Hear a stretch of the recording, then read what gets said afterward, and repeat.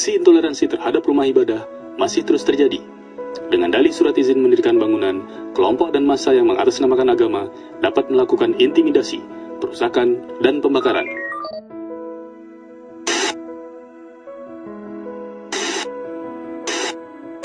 Pemirsa, hari ini terjadi lagi bom bunuh diri di Indonesia. Bom tersebut meledak di salah satu rumah ibadah di Solo. Akibat kejadian itu, seorang anak muda tewas mengenaskan, diduga sebagai pelaku bom bunuh diri. Belasan orang terluka. Apa yang sedang terjadi di negeri ini? Aku harus mencari jawabannya.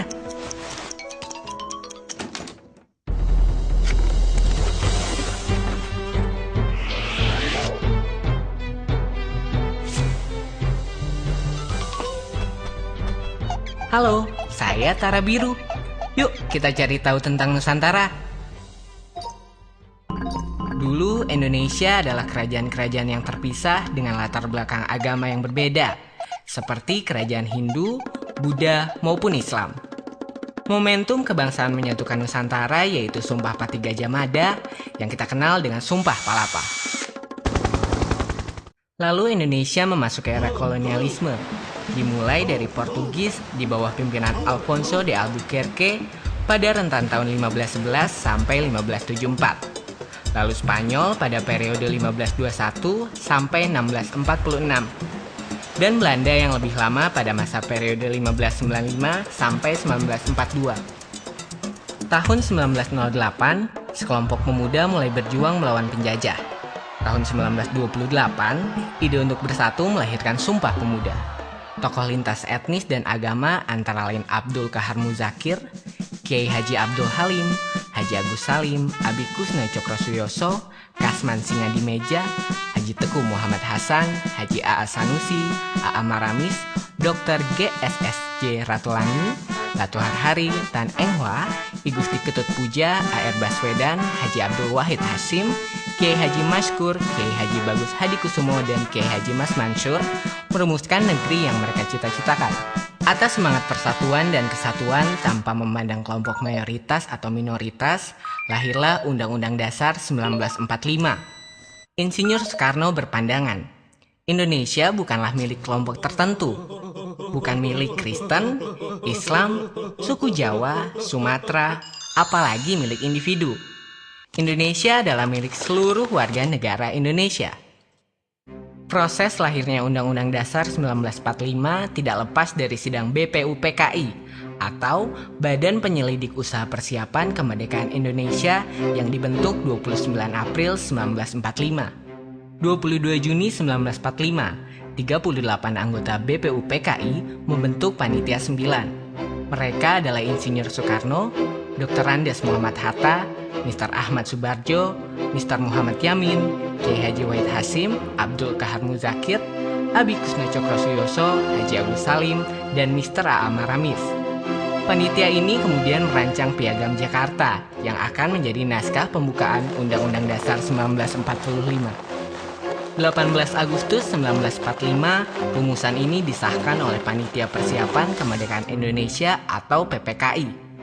Pengesahan ini dikukuhkan oleh Komite Nasional Indonesia Pusat atau KNIP yang bersidang pada tanggal 29 Agustus 1945. Saat ini, Undang-Undang Dasar 1945 adalah hukum dasar tertulis atau Basic Law dari Konstitusi Pemerintahan Negara Republik Indonesia. Undang-Undang Dasar 1945 adalah jalan keluar yang memayungi kepastian hukum masyarakat Indonesia yang beragam. Undang-Undang Dasar 1945 mempersamakan kedudukan dan derajat setiap warga negara di mata hukum. Hal ini sama dengan kewajiban umat Islam untuk memandang sama semua kelompok dan tidak memaksakan kehendak kepada mereka. Setelah diskusi panjang, para pendiri negara sepakat memilih Pancasila sebagai ideologi bangsa dengan mempertimbangkan Pancasila mewakili karakter bangsa Indonesia. Muhammad Yamin pada 29 Mei 1945 mengusulkan 5 asas. Peri kebangsaan, peri kemanusiaan, peri ketuhanan, peri kerakyatan, dan kesejahteraan rakyat.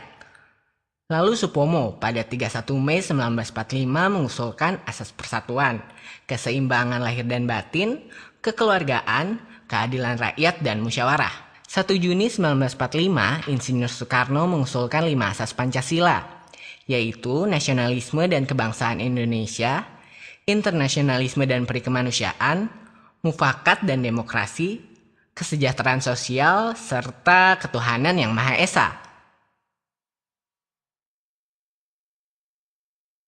Kelima asas usulan Insinyur Soekarno ini jika diperas menjadi 3 sila, yaitu sosionasionalisme, sosiodemokrasi, serta ketuhanan yang berkebudayaan. Dan jika diperas menjadi 1 sila, yaitu gotong royong. Ini menggambarkan karakter bangsa Indonesia. Pancasila melahirkan sistem demokrasi terbaik bagi Indonesia, yang memiliki keragaman kelompok masyarakat dan keyakinan beragama. Demokrasi Pancasila dapat menekan upaya kelompok-kelompok yang ingin menerapkan agama sebagai ideologi bangsa. Ketakwaan terhadap Tuhan tidak hanya sebatas ritual, tetapi juga bagaimana kita berakhlak baik kepada orang lain yang berbeda. Sila-sila dalam Pancasila itu sama dengan nilai-nilai dalam Islam. Sila pertama mengajarkan kita ketakwaan terhadap Tuhan. Kita selalu diawasi oleh Tuhan dalam segala perbuatan yang kita lakukan. Sila kedua mengajarkan kita untuk adil, disiplin, dan beradab. Sila ketiga menahan kepentingan diri sendiri maupun golongan dengan lebih mengedepankan kepentingan bangsa. Sila keempat memberikan kepercayaan kepada wakil-wakil kita, yaitu memberikan kekuasaan kepada mereka untuk mengatur dan menjalankan negara serta pemerintahan melalui penerapan nilai-nilai yang pro kepentingan masyarakat. Sila kelima merupakan output dari seluruh nilai kebaikan, yaitu dapat menciptakan keadilan sosial bagi seluruh rakyat Indonesia. Keanekaragaman adalah ketentuan dan anugerah yang diberikan Allah Subhanahu wa Ta'ala. Ini sesuai dengan karakter Islam sebagai agama rahmatan lil alamin, menyebarkan kebaikan untuk seluruh alam. Perwujudan keanekaragaman inilah yang terwakili dalam slogan Bhinneka Tunggal Ika. Kawan-kawan, perpecahan mengancam bangsa kita. Eksistensi Islam tumbuh dan terus berkembang hingga kini karena Islam menyesuaikan dengan kondisi yang ada pada setiap negara. Syariat Islam tidak bertujuan mendirikan negara Islam, melainkan bagaimana kita membangun sebuah negara dengan menjalankan nilai-nilai Islami yang syarat akan kebaikan. Jika sekelompok orang ingin mengganti konstitusi hukum kita dengan syariat Islam, itu bukan jalan keluar yang bijak bagi Indonesia yang heterogen. Pada masanya, Rasulullah membuat piagam Madinah yang berisi kesepakatan damai, menerima perbedaan, menghormati agama lain, dengan memberikan jaminan keselamatan dan perlindungan dalam menjalankan ritual keagamaan mereka. Itulah agungnya Rasulullah. Kita berkewajiban memerangi upaya pemecah belahan yang dilakukan oleh teroris dan kelompok radikal yang hanya mementingkan kelompoknya sendiri dan seolah dibenarkan oleh agama sesuai penafsiran mereka. Indonesia besar karena sikap toleransi yang bisa menerima perbedaan dengan bijak. Daripada Anda merebutkan kegelapan, nyalakan saja lilin untuk menerangi. Lebih baik kita berpikir untuk mencari solusi daripada saling menyalahkan.